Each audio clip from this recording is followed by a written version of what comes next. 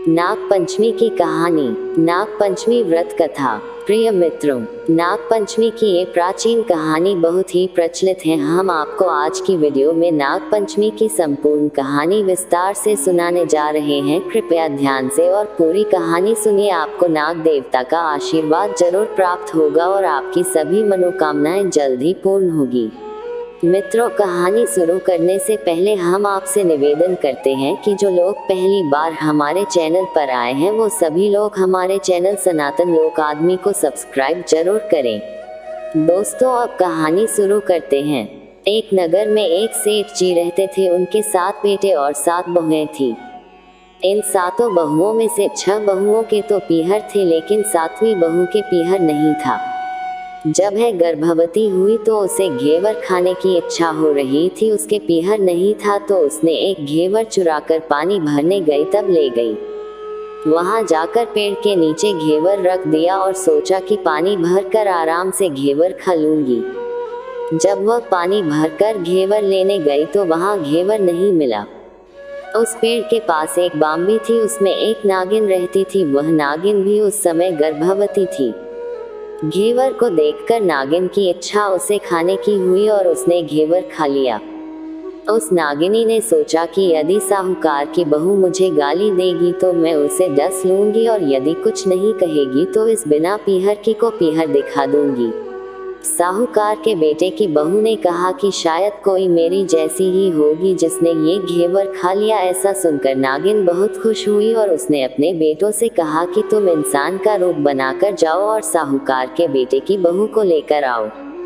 नागिन के बच्चे इंसान का रूप बनाकर साहूकार के घर चले गए।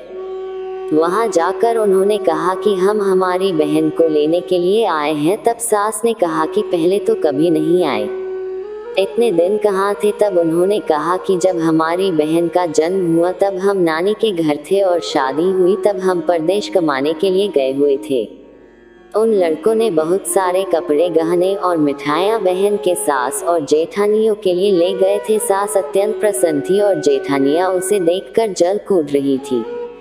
सास ने बहू को उनके साथ में भेज दिया। बॉम्बी के पास जाकर उन्होंने कहा, बहन हम नाग हैं। उस दिन जब तुमने पेड़ के नीचे घेवर रखा था तब तुम्हारा घेवर हमारी माँ ने ही खाया था। उन्होंने तुम्हें अपनी बेटी माना है, इस नाते से तुम हमारी बहन हुई। बहन, अब तुम हमारी पूंछ को पकड़ लो और डरना मत। उनके कहने पर वह पूंछ पकड़कर बॉम्बे में चली गई। वहां पर उन्होंने उसे बहुत लाड प्यार और सुख से रखा। वहीं पर उसने एक लड़के को जन्म दिया। जब उसका लड़का थोड़ा बड़ा हुआ तब की बात है, पड़ोसन ने साहूकार के बेटे की बहू को सिखा दिया, अगर तू तेरी माँ की इतनी ही लाडली है तो तू तेरी माँ से कहना कि आज तो नागों को दूध में ही पिलाऊंगी। पड़ोसन का ताना उसे सहन नहीं हुआ। वह माँ से जिद करके नागों का दूध ठंडा करने लगी। अभी तक दूध ठंडा नहीं हुआ था, उससे पहले ही उसके बेटे ने घंटी बजा दी। घंटी की आवाज सुनकर छोटे बड़े सारे नाग दूध पीने के लिए दौड़ पड़े। जब उन्होंने दूध में मुंह लगाया तो बहुतों का मुंह जल गया। तब नाग क्रोधित होकर बोलने लगे कि हम बहन को काटेंगे। उसकी माँ ने उन्हें समझाते हुए कहा कि इसे मत काटो, ये तुम्हें आशीष देगी। तब साहूकार के बेटे की बहू ने कहा, जियो महारा नाग नागिनी, जियो महारा खड़िया ओढ़िया बीर, बीर उठावे देखनी रो चीर, चीर तो फट जाव पण, बीर जीता रिवे। थोड़े दिन बीत जाने के बाद पड़ोसन ने फिर से ताना मारा कि यदि तेरी माँ तुझ पर विश्वास करती तो तुझे 7वें कोटे की चाबी देती। उसने माँ से जिद करके चाबी ले ली और जब ताला खोला तो अंदर झूले में बाबा नाग झूल रहे थे। उसने बाबा नाग से कहा, सत सिया राम बाबा। उन्होंने कहा कि तूने सत सिया राम कर लिया, वरना मैं तुझे डस लेता। तब उसने कहा कि आप तो मेरे पिता हो, मुझे कैसे डस सकते हो। और बोली, जियो नाग नागिनी, जियो वासुकी नाग, जीन मेरो लाड लदाया 9 करोड़ को हार। नाग देवता ने उसको 9 करोड़ का हार दे दिया। माँ ने अपने बेटों से कहा, बाई तो अब बड़े घरों में हाथ डालने लगी है, उसे घर पहुंचा दो। नागों ने साहूकार के बेटे की बहू को बहुत से गहने कपड़े दिए और ससुराल पहुंचा दिया। थोड़े दिनों की बात है, उसका बच्चा झाड़ू तोड़ रहा था। ताई ने कहा, झाड़ू मत तोड़, इतना तोड़ने का शौक है तो तेरे नाना मामा के यहाँ से लाया होता। सांपों ने सुन लिया। माँ से जाकर कहा। माँ ने कहा, 2 झाड़ू सोने की बनवाओ, 2 चांदी की बनवाओ और दे आओ। ताइयां देखकर जल गई। कहने लगी, इसके तो ताने मारने से धन बढ़ता है। कुछ दिनों के बाद की बात है। बच्चा गेहूं बिखेर रहा था। ताई ने ताना मारा, गेहूं बिखेरने का शौक है तो नाना मामा से ले आता, हमारे यहाँ तो मत बिखेर। सांपों ने सुन लिया। जाकर माँ से कहा। माँ ने कहा, 2 बोरी दाने सोने के घड़ाओ, 2 बोरी दाने चांदी के घड़ाओ और दे आओ। ताइयां और जल गई। कहने लगी, इसे ताने मत मारो, इसका धन बढ़ता है।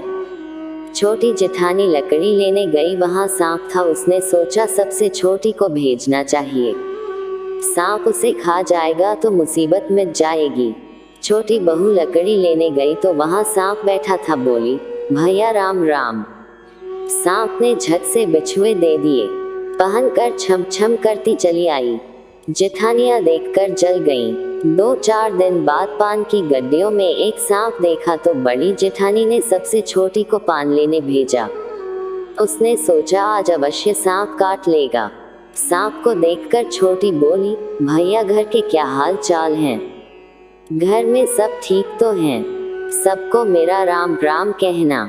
सांप ने मुंदरी पहना दी। जेठानियां फिर जल कुड़ गईं। उसका पति दुकान से आया तब सिखा दिया कि तेरी बहू के तो सांप बिच्छू से दोस्ती है।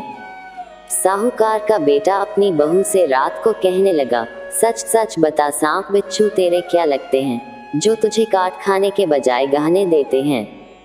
बहू ने कहा, वो तो मेरे भाई भतीजे लगते हैं। फिर उसने सारी बात अपने पति को बताई।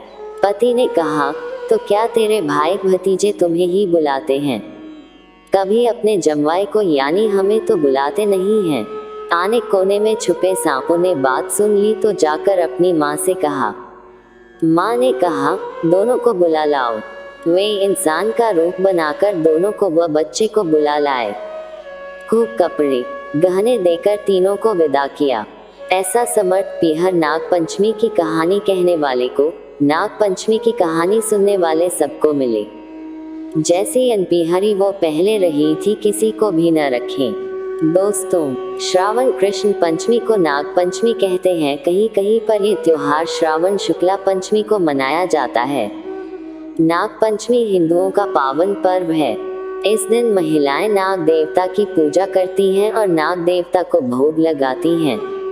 ज्योतिष के अनुसार पंचमी तिथि के स्वामी नाग है, अतः नाग पंचमी के दिन आटे में हल्दी मिलाकर नाग बनाएं और उस नाग का पूजन करना चाहिए। सुगंधित पुष्प तथा दूध सर्पों को प्रिय होता है, इसलिए यह वस्तुएं अर्पित करें और व्रत के दिन नाग पंचमी की कहानी सुननी चाहिए। नाग पंचमी को प्रसाद के रूप में भुने हुए जौ और भुने हुए चने वितरित किए जाते हैं। इस दिन नाग पंचमी की कहानी या नाग पंचमी व्रत कथा सुनने से व्रत का पूर्ण फल प्राप्त होता है। ये थी नाग पंचमी की कहानी। हम आशा करते हैं कि आपको नाग पंचमी की कहानी, नाग पंचमी व्रत कथा पसंद आई होगी। धन्यवाद।